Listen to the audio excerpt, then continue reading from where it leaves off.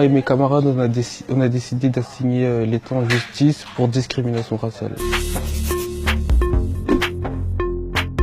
On revenait d'un séjour, on était parti à Bruxelles visiter le Parlement européen, le parlementarium, comment ça se passe l'Union européenne, avec notre professeur de lettres histoire, Élise Bocherel. On sort du train, je vois 3 agents de police, il y en a 2 qui m'interpellent et qui me disent « mets-toi sur le côté, c'est un contrôle de police en le tutoyant ». Et je lui demande « pourquoi vous me contrôlez ?» Après il me dit « on fait simplement notre travail ». Après il me demande mes papiers d'identité, je sors mon passeport et ma carte nationale d'identité. Et là, il regarde et il me dit « tu t'appelles Mamadou ?» Je fais « oui ». Après, il me dit d'ouvrir ma valise et de vider mes poches. Je vide mes poches, il fouille, il palpe.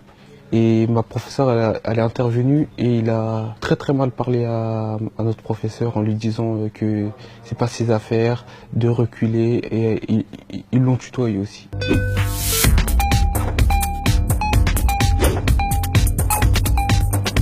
Inadmissible qu'il se passe encore des choses comme ça en France. Ma professeure est partie porter plainte au commissariat Saint-Denis, ils ont refusé sa plainte. L'agent de police lui a dit qu'elle ne porte pas de plainte contre un autre policier. Et on a décidé d'entamer une procédure judiciaire et une procédure médiatique. C'est humiliant en sortant devant toute la classe, devant des millions de passagers, des millions de voyageurs à Gare du Nord. Il y a de la colère. Il y a de la colère, il y a de la tristesse aussi, c'est pas normal. Il aurait vraiment fait son travail, il aurait vu ça avec notre professeur, où il aurait rencontré toute la classe au pire des cas.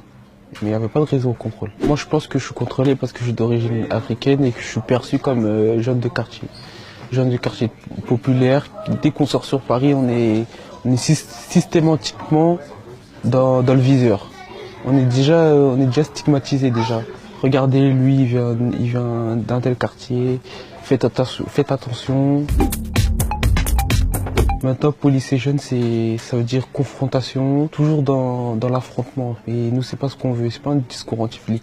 Au contraire, il faut qu'il y ait un dialogue entre les jeunes et les policiers. Comme ça, on peut parler. Quand on peut parler entre nous, c'est là que les choses elles peuvent avancer.